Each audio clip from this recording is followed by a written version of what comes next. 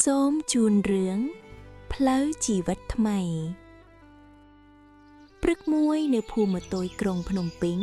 មានក្មេងប្រុសម្នាក់ឈ្មោះតារាអាយុ17ឆ្នាំកំពុងអង្គុយស្ងៀមស្ងាត់នៅមុខផ្ទះពន្លឺថ្ងៃរះលើដំបូលសង្កសីប៉ុន្តែក្នុងចិត្តគេវិញពោពេញដោយភាពងងឹតតារាជាកូនច្បងក្នុងគ្រួសារមានប្អូនស្រីម្នាក់ឈ្មោះស្រីពេជ្រឪពុកធ្វើការជាកម្មករសំណង់ខណៈម៉ែជាអ្នកលក់បន្លែទិញនៅផ្សារជីវភាពមិនសូវសម្បូរបែបប៉ុន្តែគ្រួសារនេះតែងរស់នៅដោយក្តីស្រឡាញ់ថ្ងៃនេះជាថ្ងៃប្រកាសលទ្ធផលប្រឡងបាក់ឌុបតារាបានព្យាយាមរៀនតែដោយសារត្រូវជួយឪពុកម្ដាយធ្វើការជាច្រើនគេមិនអាចផ្ដោតអារម្មណ៍បានល្អដោយសិស្សឯកទៀតលទ្ធផលចេញមកគឺគេបានថ្លាក់ហើយតារាគ្មានកម្លាំងនិយាយអ្វីគេគិតថាខ្ញុំបរាជ័យហើយខ្ញុំធ្វើឲ្យឪពុកម៉ែខកចិត្តម៉ែដើរចេញពីផ្ទះមកអង្គុយជិតកូនប្រុសកូនមិនអីទេការធ្លាក់ម្ដងនេះมันមានន័យថាជីវិតចប់នោះទេតារាមើលមុខម៉ែទាំងមុខអស់សង្ឃឹមតែខ្ញុំចង់ឲ្យម៉ែមានមុខមានមាត់ខ្ញុំមិនចង់ឲ្យម៉ែធ្វើការលំបាកទៀតនោះទេម៉ែញញឹមតិចការមានមុខមានមាត់มันមានស្ថិតលើលទ្ធផលមួយសន្លឹកនេះទេវាស្ថិតលើចិត្តល្អនិងការខិតខំរបស់កូនពាក្យនោះមិនធ្វើឲ្យតារាសប្បាយចិត្តភ្លាមទេប៉ុន្តែវាដូចជាពន្លឺតូចមួយក្នុងចិត្តរបស់គេបន្ទាប់ពីថ្ងៃនោះមកតារាមិនចេញក្រៅជួបមិត្តភក្តិទេគេគិតថាខ្លួនឯងគ្មានតម្លៃមិត្តជិតស្និទ្ធរបស់គេឈ្មោះវិសាលមករកគេហេតារាឯងធ្វើអីនៅផ្ទះយើងចង់ទៅលេងបារជាមួយឯងដូចមុនតារាប្រាប់យ៉ាងស្ងប់ស្ងាត់ថាយើងចង់សម្រាកមិនចង់ធ្វើអ្វីទាំងអស់វិសាលអង្គុយជិតញេតារាខ្ញុំក៏មិនបានពីនទូខ្ពស់ដែរតែខ្ញុំគិតថាយើងអាចជ្រើសរើសផ្លូវផ្សេងមិនចាំបាច់ទៅសាកលវិទ្យាល័យទេមានការបណ្ដុះបណ្ដាលជំនាញជាច្រើនណាស់ពាក្យជំនាញបង្កើតសំណួរថ្មីក្នុងចិត្តតារានៅថ្ងៃបន្ទាប់វិសាលនាំតារាទៅមជ្ឈមណ្ឌលបណ្ដុះបណ្ដាលជំនាញមួយជិតផ្ទះនៅទីនោះមានថ្នាក់បង្រៀនជួសជុលកុំព្យូទ័រកាត់សក់និងការចម្អិនអាហារ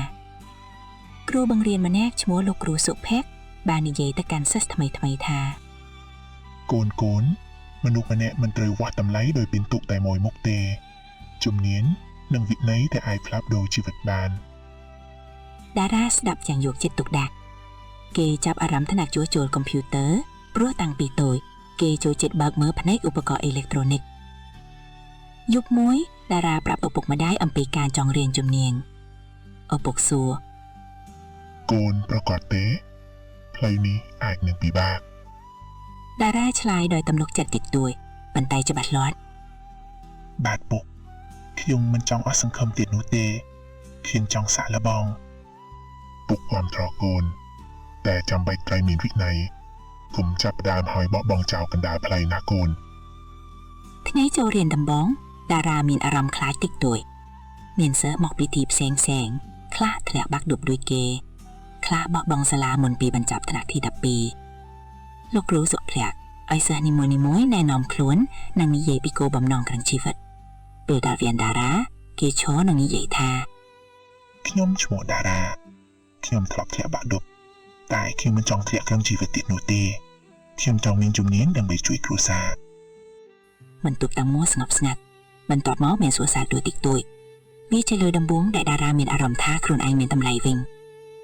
ការរៀនមិនមែនងាយស្រួលទេតារាត្រូវរៀនទ្រឹស្ដីនិងអនុវត្តរបៀបប្រស្រ័យបញ្ហាកុំព្យូទ័រពេលខ្លះគេច្របូកច្របល់និងចង់បោះបង់ម្ដងថ្ងៃមួយគេធ្វើខុសដោយផ្ចប់ខ្សែភ្លើងមិនត្រឹមត្រូវបណ្ដាលឲ្យម៉ាស៊ីនមួយចុយខុសតារាស្ទើរតែយំព្រោះខ្លាចគ្រូស្ដីបន្ទោសតែលោកគ្រូសុភ័ក្របាននិយាយថាកំហុសគឺគ្រូជាអ្នករាបងឲ្យតែកូនរៀនពីវា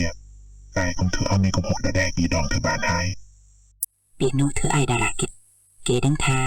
បញ្ហាមិនមែនសម្រាប់ធ្វើឲ្យយើងឈប់ទេប៉ុ ប៉ុន្តែសម្រាប់បង្រៀនយើងអីរឿងមន់ ក្រៅមករៀនតារានៅជួយម៉ែលោកបន្លែមុននេះគេចូលចិត្តអៀនព្រោះមិត្តខ្លះនិយាយលេងប៉ុន្តែឥឡូវនេះគេចាប់ផ្ដើមយល់ថាការងារណាក៏មានតម្លៃប្រសិនបើយើងធឿដោយស្មោះត្រង់ថ្ងៃមួយមានអតិថិជនចាស់ម្នាក់មកទិញបន្លែហើយនិយាយថា កូនប្រុសអ្នកលក់ឆ្លាតណាស់ជួយម៉ែយ៉ាងល្អ ម៉ែញញឹមដោយមោទនភាពតារាមានអារម្មណ៍កក់ក្ដៅខ្លាំងចិត្តគេចាប់ផ្ដើមយល់ថាការជោគជ័យមិនមែនត្រឹមតែមានប្រាក់ច្រើនទេប៉ុន្តែមានសេចក្តីថ្លៃថ្នូរនិងការគោរពខ្លួនឯងបន្ទាប់ពីរៀនបាន3ខែតារាអាចជួសជុលកុំព្យូទ័រតូចៗបានដោយខ្លួនឯងមិត្តភ័ក្តិនិងអ្នកជិតខាងចាប់ផ្ដើមយកម៉ាស៊ីនមកឲ្យគេជួយជួសជុលទោះបានប្រាក់តិចតួចប៉ុន្តែវាជាជំហានដំបូងនៃការឈរជើងដោយខ្លួនឯងយប់មួយតារាអង្គុយមើលមេឃពណ៌ពេញផ្កាយហើយគិតថា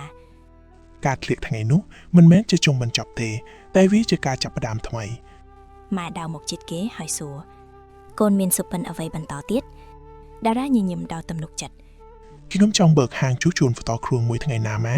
ហើយខ្ញុំនឹងបង្រៀនក្មេងៗដែលបាត់បង់ទំនុកចិត្តដូចខ្ញុំផងដែរ ម៉ែមើលកូនប្រុសដោយភ្នែកពោពេញដោយក្តីសង្ឃឹមភ្លុយមុខអាចវែងនិងពិបាកប៉ុន្តែឥឡូវនេះតារាមិនខ្លាចទៀតទេព្រោះគេបានរៀនមេរៀនដ៏សំខាន់មួយការបរាជ័យម្ដងមិនកំណត់ជីវិតទាំងមូលទេការខិតខំនិងស្មារតីរឹងមាំទើបជាកម្លាំងពិតប្រាកដក្រោយពីតារាចាប់ផ្ដើមជួសជុលកុំព្យូទ័រឲ្យអ្នកជិតខាងការងាររបស់គេកាន់តែច្រើនឡើងពីមុនមានតែ1ទៅ2ម៉ាស៊ីនក្នុងមួយសប្តាហ៍ប៉ុន្តែឥឡូវនេះមានមនុស្សយកមកជួសជុលរៀងរាល់ថ្ងៃមួយមានម្ចាស់ហាងលក់សម្ភារៈសិក្សាជិតផ្សារមកសួរគេថា គួរអាចជួសជុលកុំព្យូទ័រហាងខ្ញុំបានទេវាមានឯកសារសំខាន់ៗទាំងអស់នៅក្នុងនោះ តារាមើលម៉ាស៊ីនហើយមានអារម្មណ៍ texter ហើយភ័យវាមិនមែនម៉ាស៊ីនធម្មតាទេប៉ុន្តែជាម៉ាស៊ីនធំមានទិន្នន័យសំខាន់ប្រសិនបើគេធ្វើខុសវាអាចប៉ះពាល់ដល់អាជីវកម្មរបស់ម្ចាស់ហាងគេគិតក្នុងចិត្ត តែខ្ញុំត្រៀមខ្លួនរួចហើយឬនៅគ្រប់គ្រាន់ដើម្បីជួសជុលវា យប់នោះតារាគេងមិនលក់គេចាប់ដើមសង្ស័យខ្លួនឯងវិញថាការធ្លាក់បាក់ឌុបមុននេះនៅតែជាផ្នែកមួយនៃអារម្មណ៍ខ្លាចក្នុងចិត្តគេព្រឹកឡើងគេយកម៉ាស៊ីនទៅមកចុកមណ្ឌលបណ្ដកបណ្ដាលដើម្បីសួរលោកគ្រូសុភ័ក្រលោកគ្រូសួរ ហេតុអ្វីគួរមើលទៅតានតឹងម្លេះ តារាប្រាប់អំពីបញ្ហាលោកគ្រូញញឹមហើយនិយាយថា តារាការមានឱកាសធំមានន័យថាមនុស្សចាប់ផ្ដើមទុកចិត្តកូនតែការទុកចិត្តនេះត្រូវការការទទួលខុសត្រូវកូនអាចបដិសេធបើគិតថាយើងមិនអាចធ្វើបានតែបើកូនជឿថាខ្លួនអាចរៀនថែមនិងប្រុងប្រយ័ត្ននោះវាជាជំហានធំក្នុងការស្វែងយល់ ពីកទទួលខុសត្រូវប៉ះទង្គិចចិត្តតារាខ្លាំងគេយល់ថា